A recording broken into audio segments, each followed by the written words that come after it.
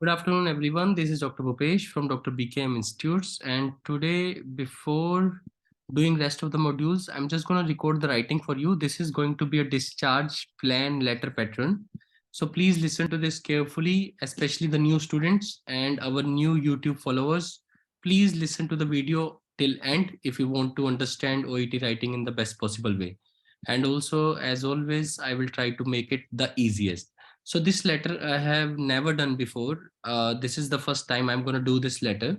So it is the same as you will do in the exam. तो मैं वैसे ही attempt करूंगा जैसे एग्जाम में होता है क्योंकि मेरे लिए ये लेटर पहली बार है. So using the information, write a transfer letter. This is the word that confuses you, but you don't have to get confused. This is a transfer letter. This is a visit letter.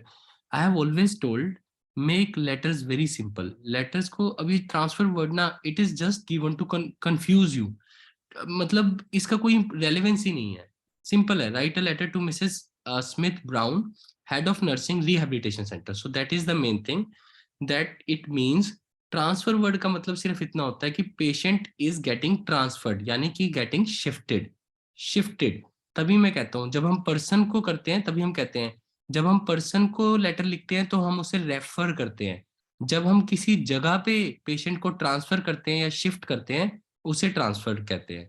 तो यहाँ पे ये जगह change कर रहा है patient. तो पहले हॉस्पिटल में था, अब रिहेबिलिटेशन सेंटर में वहां पे जाके रहेगा. इसीलिए इस लेटर को ट्रांसफर लेटर बोला है. सो जगह के लिए ट्रांसफर होता है और पर्सन के लिए रेफर होता है. सो हम कहते हैं this patient is being referred to you. लेकिन जब हम ट्रांसफर कहते हैं तो मतलब this patient is being shifted from hospital to your rehabilitation centre. तो मेन इसमें पेशेंट एक तो शिफ्ट हो रहा है. दूसरा क्या, जब वो शिफ्ट हो रहा है तो पर्पस हमेशा हमें यहाँ से पता लगता है. Address this letter to Mrs Brown, head of nursing. ये तो रिपीट हो रहा है, इसमें तो कोई खास बात नहीं है. सो डिस्चार्ज इंस्ट्रक्शन क्या कहते हैं? Assess wound over the chest and graft site, यानी चेस्ट और ग्राफ्ट साइट. शायद पेशेंट की कोई स्किन ग्राफ्टिंग हुई होगी, देखते हैं. ड्रेसिंग ओवर द वुंड 2 पर वीकली, 2 बार करनी है, यानी twice twice weekly. Until sutures removed. Sutures removal after 2 weeks. तो अभी पेशेंट को सूचर्स लगे हुए हैं and the sutures will be removed after 2 weeks. तो अभी पेशेंट की जब तक सूचर्स रिमूव नहीं होते तब तक ड्रेसिंग करनी है 2 बार डेली, यानी 2 हफ्ते तक करनी है. यानी 4 बार ड्रेसिंग होएगी एक हफ्ते में, 2 बार, 1 वीक 2 टाइम्स. और अगर 2 वीक के बाद सूचर्स रिमूव करोगे यानी टोटल 4 ड्रेसिंग होएगी. जनरली पेशेंट को समझने के लिए, पेपर में आपको ये नहीं लिखना होता obviously. Continue deep breathing exercises. Walking for 4 to 5 minutes. Increase gradually. तो पहले वॉकिंग 4 to 5 मीटर्स करनी है. MTS का मतलब मीटर्स होना चाहिए, मिनट्स होना चाहिए. और फिर धीरे धीरे इंक्रीज करनी है. Avoid heavy lifting. Arrange care and meals before discharge to home. तो जब आप पेशेंट को रिहेबिलिटेशन सेंटर से जब उसके घर भेजोगे तब एक केयरर भी दे देना जो घर पे जाके उसको सर्विसेज प्रोवाइड करे और खाने का भी इंतजाम कर देना. So that is what we want to tell to rehabilitation centre कि जब आपके पास से पेशेंट जाएगा. तो जो भी नए स्टूडेंट्स हैं उन सबके लिए लास्ट पैराग्राफ कैसे लिखते हैं वो मैं आप सबको बता रहा हूँ. फर्स्ट पॉइंट हमेशा लिखना होता है it would be greatly appreciated. क्योंकि हम जिसको लेटर लिख रहे हैं, इस केस में हम लेटर लिख रहे हैं रिहेबिलिटेशन सेंटर के हेड ऑफ नर्सिंग को, मिसेस ब्राउन को. तो हमेशा लेटर को ऐसे लिखो. हम उसको लेटर लिख रहे हैं पेशेंट को डिस्चार्ज करने के बाद, तो हम लिख रहे हैं कि it would be greatly appreciated. तो मैं हेड ऑफ नर्सिंग को कह रहा हूँ मैं आपको ग्रेटली अप्रिशिएट करूंगा. It would be greatly appreciated nurse if. First line हमेशा ऐसी बनानी है डिस्चार्ज लेटर में, इफ यू कुड. तो मैं नर्स को कह रहा हूँ कि it would be greatly appreciated if you could assess wound over the chest and graft site. तो ये मैंने जिनको मैं लेटर लिख रहा था उनको मैंने कहा it would be greatly appreciated अगर आप उसका वुंड और उसको असेस कर दोगे तो. ठीक है.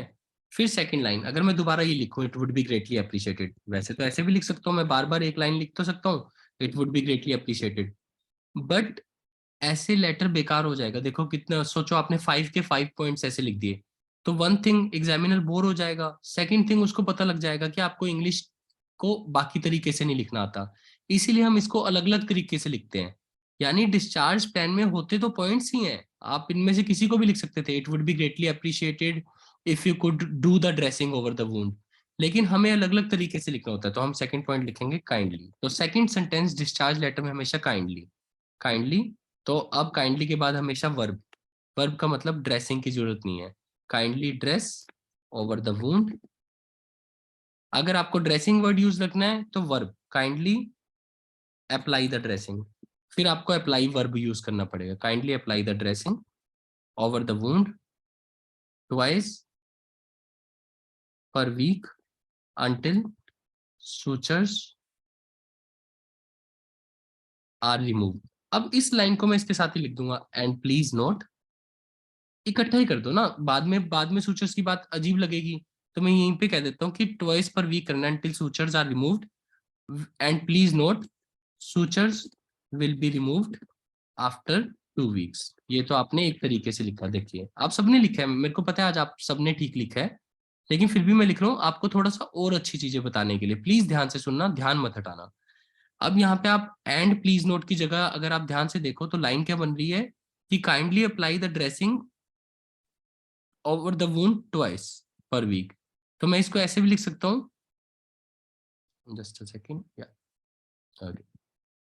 सो मैं इस लाइन को ऐसे भी लिख सकता था, kindly apply the dressing twice per week over the wound. अगर मैं ओवर द वुंड को बाद में लिखता तो ये और भी ज्यादा इजी लिखा जाता। तो मैं आपको एक बार दोबारा लिख के दिखा देता हूँ सब कुछ। Sorry, because lot of people are entering in at the same time, so that is why it's happening. So I'm just gonna write it again. So yeah,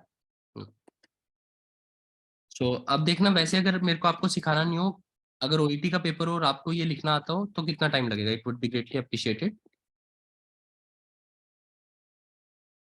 if you could, simple, if you could assess, थोड़ा सा patience से सीखने के लिए, थोड़ा सा patience, assess the patient, assess the wound, assess the wound over chest and graft site। Second point, kindly apply the dressing over the wound। अब यहाँ पे ये कंफ्यूजन हो रही है, तो यहाँ पे मैं लिखना चाहता हूँ kindly apply the dressing twice per week over the wound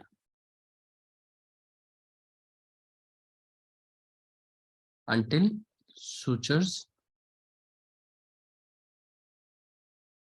are removed। अब मैंने आपको दिखाया था ना, and please note sutures will be removed, वो भी बड़ी अच्छी लाइन थी। नहीं तो आप ऐसे भी लिख देते हो until sutures are removed and please note it will be removed, या the sutures will be removed after 2 weeks। अगर मैं इसको ऐसे नहीं लिखता तो जो मैं लिखना चाहता था वो ये था, मैं विच का यूज करना चाहता था कि kindly apply the dressing twice per week over the wound until sutures are removed which will be removed after 2 weeks। फिर थोड़ा सा अजीब लग रहा था, फिर मैंने सोचा नहीं नहीं यही ठीक है। फिर third line, continue deep breathing exercises. So अब देखो पैसिव बनाना है तो डीप, जो भी करना है उस काम को लिखो, deep breathing exercises should be continued. कितना आसान हो गया। और अब एक और passive voice, walking 4 to 5 minutes and the patient, passive voice should be encouraged. Passive voice का मतलब होता है आपके द्वारा, so the patient should be encouraged, the patient should be encouraged to walk 4 to 5 minutes and he should increase, and it should be increased gradually, and it should be increased, it का मतलब है walking, and walking should be increased gradually। So that is how you slowly write these things। Avoid heavy lifting, heavy lifting। अब बार बार वही वाली बात होगी कि अब बार बार लिखता रहूं शुड बी, तो एक जगह पे लिख देते हैं heavy lifting needs to be avoided. तो शुड को आप नीड में चेंज कर सकते हो, heavy lifting needs to be avoided. Please समझो, जो नए स्टूडेंट्स हैं या जो नए यूट्यूब लिसनर्स हैं, प्लीज अंडरस्टैंड कि यही main purpose of the letter है। तो हम हेड ऑफ द नर्सिंग से क्या चाहते हैं कि वो वुंड को असेस करे, ड्रेसिंग अप्लाई करे 2 टाइम्स, डीप ब्रीदिंग एक्सरसाइजेस को एनकरेज करे, एक्सरसाइजेस शुड बी एनकरेज। ये चीजें हम चाहते हैं। Heavy lifting needs to be avoided. और please listen to the video till end. अभी मेरे को आपको कुछ कुछ चीजें और बतानी है। And arrange care, please note a carer and meals should be arranged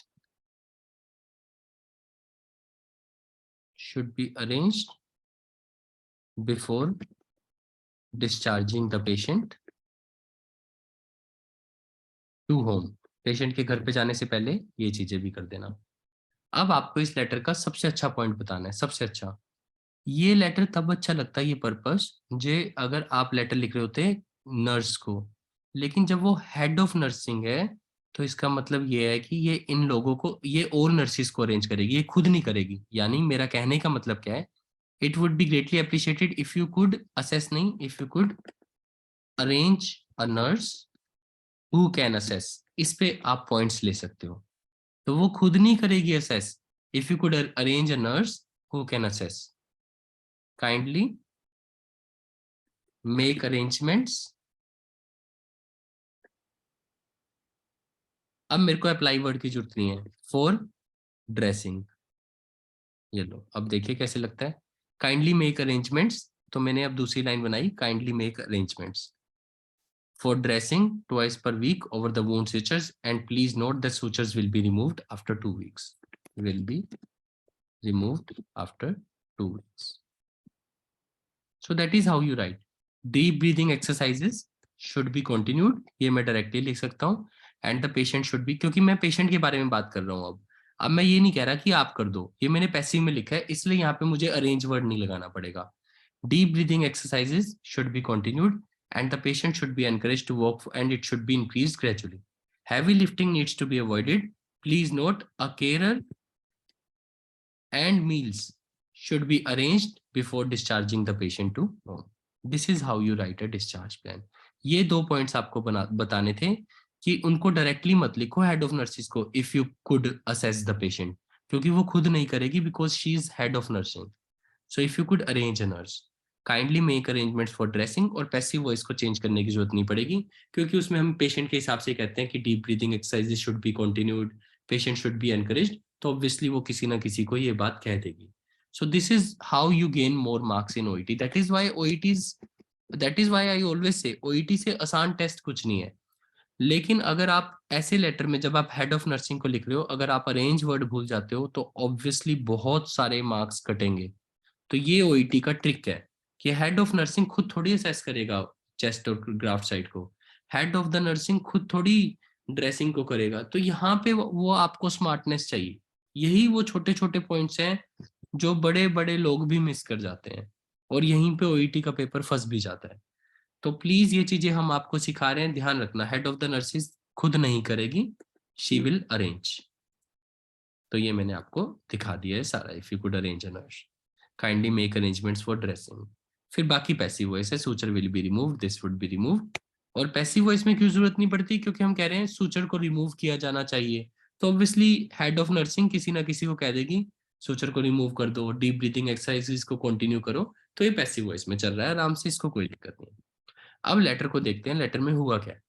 अब जब मेरे को पर्पस मिल जाएगा, वैसे तो देखा जाए पर्पस में मैंने यही समझा कि ये रिहेबिलिटेशन में जा रहा है। तो यानी कि जिसको मैं लेटर लिख रहा हूँ, यानी हेड ऑफ नर्सिस को, उसको इसीलिए लिख रहा हूँ कि आप पेशेंट को रिहेबिलिटेटिव केयर प्रोवाइड कर देना। तो मेरे को पर्पस तो वैसे ही मिल गया। अब मुझे बस पेशेंट को जानना है। तो फर्स्ट पैराग्राफ, अब आपको लास्ट पैराग्राफ लिखना सिखाया है। अब first paragraph, you are a surgical nurse in a post operative ward, यानी पेशेंट ऑपरेशन के बाद आया आपके पास। Your patient is ready for discharge after CABG surgery।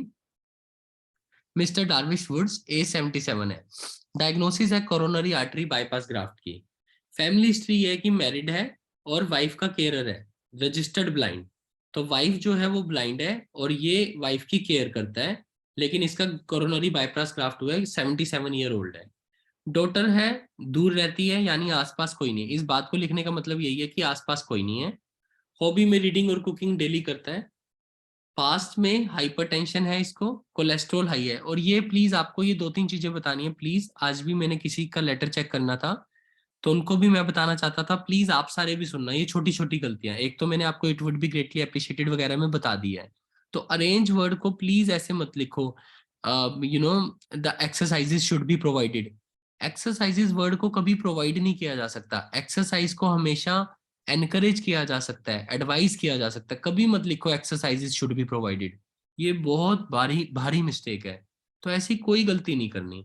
ऐसे ही जब आप लिखते हो patient has been suffering from hypertension since 2001, very nice.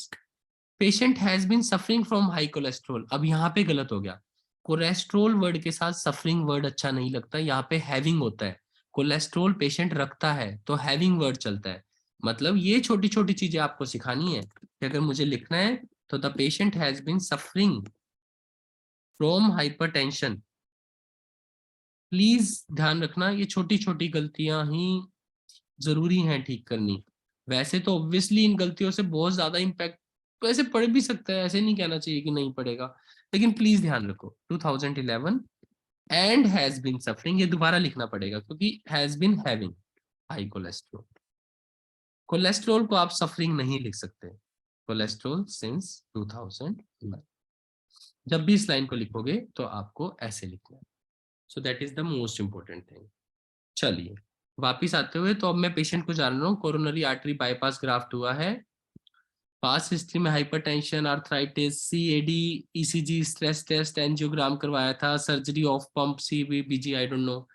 23rd को पेशेंट हॉस्पिटल में एडमिट हुआ था और अंडरवेंट सर्जरी, नेक्स्ट डे उसने सर्जरी कराई थी।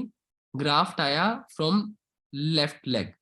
चलो ठीक है, तो ये क्या है, coronary artery bypass graft. Okay, so left leg से आया, admitted in ICU for 24 hours, यानी 23rd को आया, 24th 25th तक हमारे पास एडमिट रहा आईसीयू में। फिर हमने आईवी एंटीबायोटिक्स दी, एनाल्जेसिक्स दी, एंटी थ्रोम्बोलिटिक एजेंट्स दिए। और ये पेपर में भी मेरे साथ होगा क्योंकि मैं पहली बार पढ़ रहा हूँ, तो अभी मैं आपको अच्छे से पढ़ के बता रहा हूँ।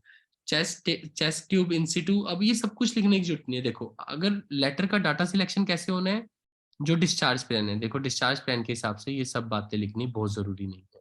ग्राफ्ट के बारे में लिखना जरूरी है, लेफ्ट लेग से आया है, ये लिखना पड़ेगा। अब इनमें से कोई भी बात जरूरी नहीं है क्योंकि हमें डिस्चार्ज प्लान में दी नहीं है। डिस्चार्ज प्लान क्या है, दोबारा कॉपी पेस्ट करके देख लेते। ये है हमारा डिस्चार्ज प्लान। तो डिस्चार्ज प्लान में देखो कोई भी ऐसी बात है एनाल्जेसिक्स की या मेडिकेशंस की, कोई बात नहीं है मेडिकेशंस की, पेशेंट अपने आप मेडिकेशन ले लेगा। यानी ये सब बातें लिखने की जरूरत नहीं है, एंटी थ्रोम्बोलिटिक ये सब बेकार है। टेम्परेचर उस टाइम पे प्रॉब्लम होगी, अभी के टाइम पे प्रॉब्लम नहीं है, तो ये भी लिखना जरूरी नहीं है। हाँ ये लिख दो कि 24th को आपने ड्रेसिंग की थी, इस बात को लिख दो। Provided elastic stockings provided, so again please यहाँ पे elastic stockings were provided and leg was kept elevated for 24 hours. 25th को क्या हुआ, हमने आईसीयू से ट्रांसफर कर दिया। अब चेस्ट ट्यूब को अगर आपने लगाया नहीं, अगर ये वाली लाइन चेस्ट ट्यूब वाली लिखी नहीं थी तो ये भी जरूरत नहीं है, बस ये कह दो कि ट्रांसफर कर दिया। फिर पेशेंट ने कंप्लेंट किया चेस्ट और शोल्डर पेन के, तो ब्रूफन, ये भी जरूरी नहीं है।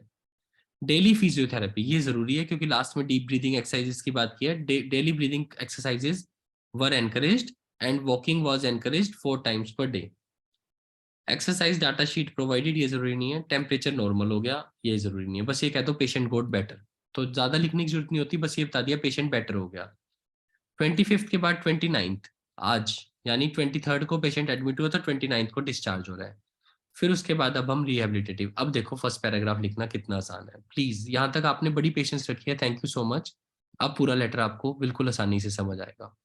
डाटा सिलेक्शन देखना कैसे होता है, प्लीज पेशेंस से, आराम से।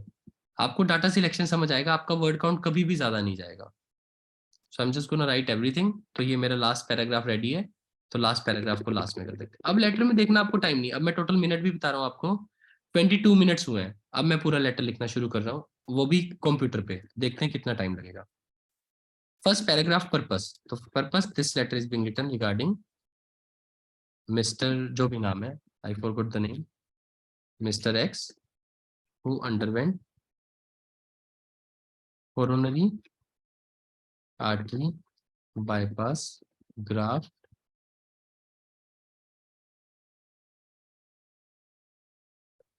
who underwent coronary artery bypass graft. ये नहीं आता.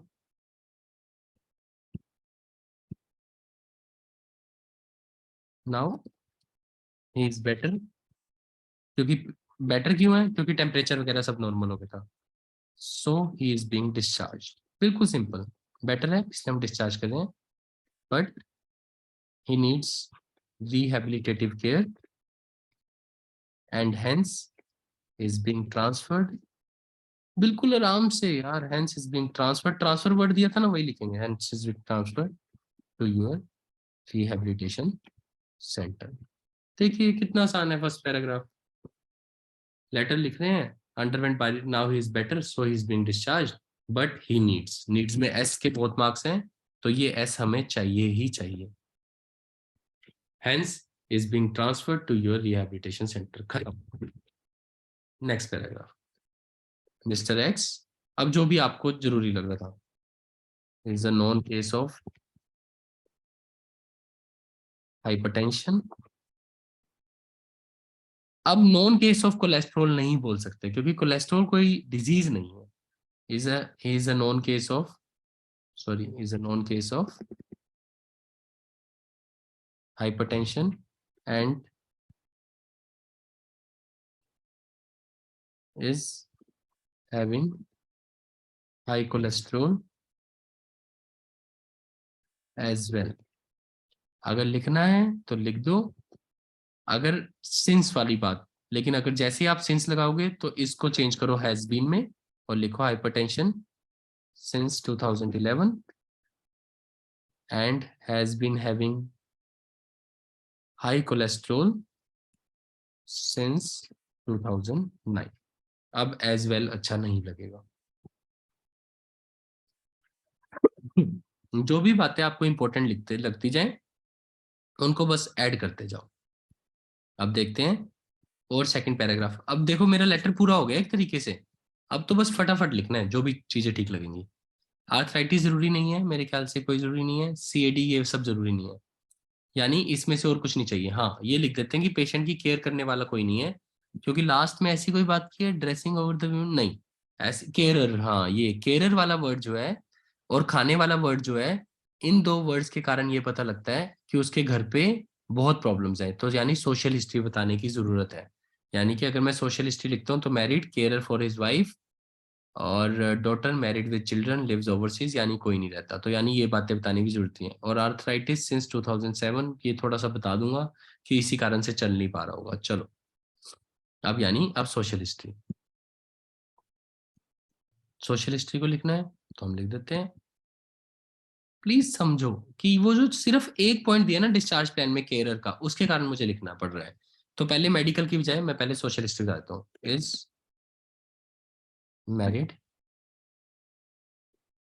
एंड पहले सोशल हिस्ट्री ज्यादा अच्छा रहता है. And lives with his wife who is blind.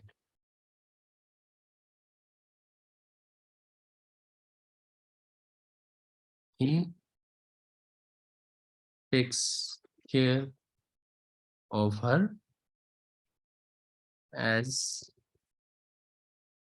they live alone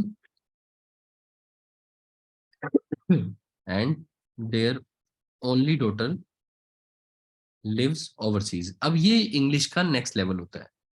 I know इतनी बड़ी बात नहीं है कि अगर मैंने ये लिखा है लेकिन देखो नेचुरल फ्लो ऑफ इंग्लिश कैसा होता है. Mister X is married and lives with his wife who is blind. He takes care of her as they live alone and their only daughter का मतलब जो एक डॉटर है उसके अलावा तो कोई है ही नहीं. And their only daughter lives overseas. अब medical history in terms of his medical history he has been suffering from this hypertension and cholesterol for which he takes medications. Very simple. Also he has arthritis. बिल्कुल simple. Since 2000 अगर लिखना है since 2007। मतलब OET letter लिखना इतना आसान होता है, जो नए स्टूडेंट्स हैं उनके लिए भी, और पुरानों को तो पता ही है कि I try to make it simple. So letter लिखा जा रहा है जो कोरोनरी आर्टरी बाईपास ग्राफ्ट का है, अब वो बेटर है, इसलिए हम डिस्चार्ज कर। कोई ज्यादा बातें मत लिखो कि उसको वुंड साइट, ये साइट, वो site. Simple, he needs rehabilitative care, hence is being transferred to your rehabilitation centre. हमें ट्रांसफर लेटर बोला था, हमने ट्रांसफर्ड वर्ड भी लिख दिया, इसके पॉइंट्स भी ले लिए कि ट्रांसफर लेटर लो भाई, transferred word. Mr. X is married, lives with his wife who is blind. He takes care of her as they live alone. In terms of medical history, he has been this and this. अब रह गया एक paragraph. अब इसको, अब यहीं पे word count है। अब आप ध्यान से, वैसे तो जब एक्सपीरियंस हो जाएगा आपको वर्ड काउंट करने की जरूरत नहीं पड़ेगी, लेकिन वैसे वर्ड काउंट करके देखो, 1 2 3 4 5 6 7 8 9 10 11 12 13 14 15 16 17। अगर मैं एक लाइन में 17 वर्ड्स मानूं तो 1 2 3 4 5 6 7 8 9 10 11। तो अगर मैं इसको 11, क्योंकि मैंने ये वाले वर्ड काउंट नहीं किए, तो 11 की बजाय मैं 10 मान रहा हूँ। तो आप ये समझो कि 10, सिर्फ 10 मानते हो, इससे ज्यादा ही है। 10 मानते हुए अगर मैं 17 से मल्टीप्लाई करता हूँ तो मेरे वर्ड 170 हो गए। पेपर में कभी वर्ड काउंट लिख के नहीं आना, कभी लिख के नहीं आना, ये सिर्फ आपको सिखाने के लिए है। तो देखो 170, यानी अब आपको जो वो हॉस्पिटल वाली बात लिखनी है, आपके पास सिर्फ 20 वर्ड्स रह गए हैं, यानी मैक्सिमम 30 वर्ड्स। इसीलिए मैं आपको कह रहा हूँ कि आपको पता होना चाहिए, हॉस्पिटल का बताना जरूरी नहीं है, वहीं से डाटा कम करना, ड्यूरिंग हॉस्पिटलाइजेशन या फिर on the day of admission. या mister X underwent surgery on the second day of his hospitalisation.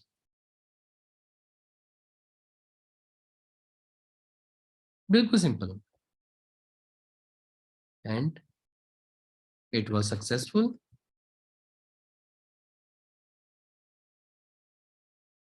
अब थोड़ा बहुत बता दो, he suffered from some infection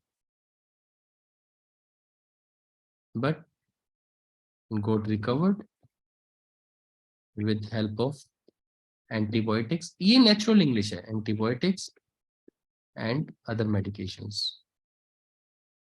simple, मेरे को तो बस ये बताना था कि उसने सर्जरी करवाई थी और ठीक हो गया। सर्जरी से रिलेटेड कोई लाइन तो देख लेते हैं। इलास्टिक स्टॉकिंग्स की लाइन शायद यहाँ पे भी है, ऐसे लिखना है तो लिख दो, elastic stockings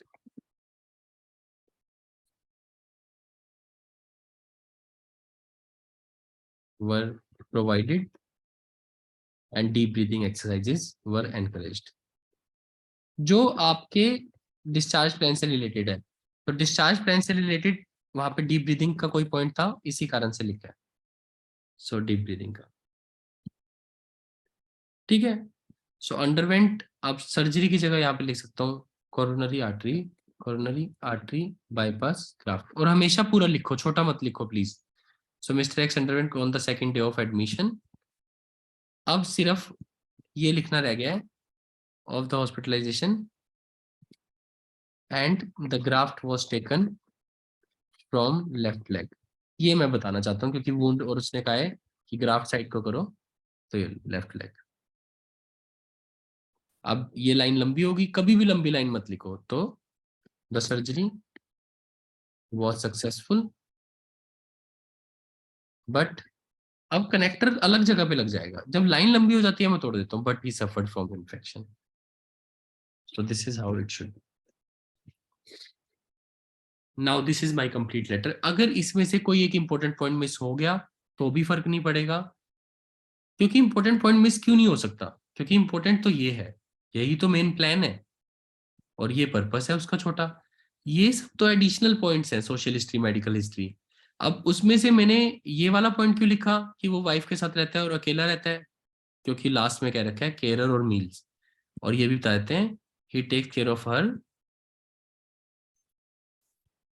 and cooks as well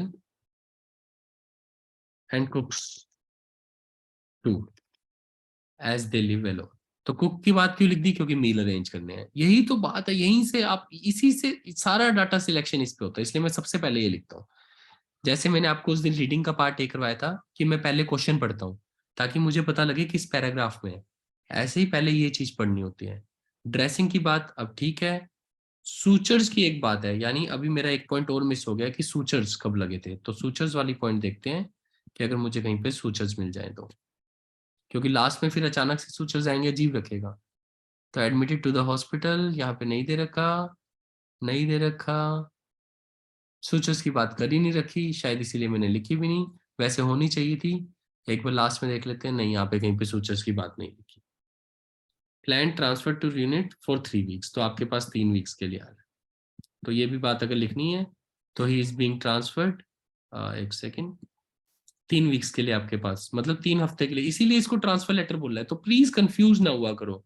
बस यहाँ पे आ गया, he is being transferred to you rehabilitation centre for 3 weeks. Full stop बाद में आएगा, यानी ये फुल स्टॉप नहीं है। सो अब ये लेटर पूरा होगा, इससे ज्यादा कुछ लिखने की जरूरत नहीं है। अब वर्ड काउंट भी देख लो, अगर मतलब लगभग 15-16 वर्ड्स या 17 वर्ड्स भी एक लाइन में मानूं, तो मैंने वही कहा था, ये 15 वर्ड्स को अगर मैं इनको प्लस कर दूं, तो अभी भी अगर आप वर्ड काउंट देखोगे तो मेरे ख्याल से the word count would be around 210 to 220 which is more. तो प्लीज इससे ज्यादा कुछ नहीं लिख सकते। ड्यूरिंग हॉस्पिटलाइजेशन को हमेशा छोटे से छोटा करना है, इसको ज्यादा मत लिखो। जो इसको ज्यादा लिखेगा वो फंसेगा, उसका वर्ड काउंट पक्का ज्यादा जाएगा। क्योंकि जैसे आप ये ज्यादा लिखोगे तो आप समझो कि आप नादानी कर रहे हो, क्योंकि ऐसे लेटर में आप सोशल हिस्ट्री और मेडिकल हिस्ट्री से डाटा हटाओगे। पर ऐसे लेटर से सोशल हिस्ट्री को नहीं हटा सकते, क्योंकि आपको वहां पे पॉइंट दे रखा है कि एरर चाहिए और ये चाहिए। डीप ब्रीदिंग एक्सरसाइजेज यहाँ पे भी करवाई थी, इसलिए यहाँ पे भी चाहिए। अगर सोचो, प्लीज सोच के देखो, आपने यहाँ पे डीप ब्रीदिंग एक्सरसाइजेस नहीं लिखा, या डीप ब्रीदिंग एक्सरसाइजेस को कभी भी प्रोवाइडेड नहीं लिखना, deep breathing exercises were encourage, या वर वर वर वर टॉट, या फिर deep breathing exercises were encourage, बस। कभी भी इसको वो मत लिखो कि वर प्रोवाइडेड, तो एक्सरसाइजेस के साथ प्रोवाइडेड वर्ड नहीं आता।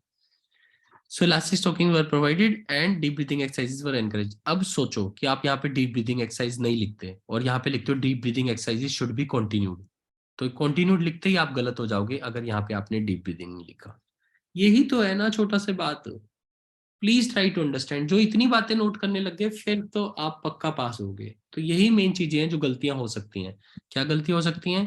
पहले पैराग्राफ को हैवी बनाना, तो हैवी मत बनाओ, बस इतना बताओ ये हुआ, अब वो बेटर है, और ट्रांसफर कर रहे हैं किसके लिए? रिहेबिलिटेटिव केयर के लिए फॉर 3 वीक्स। फिर बताओ मैरिड है वाइफ के साथ, क्यों लिखा? बिकॉज अगेन, क्योंकि डिस्चार्ज प्लान में दिया था केयर और मील्स। कुक की बात भी लिख दी क्योंकि ये मैटर में अरेंज कर रहा था।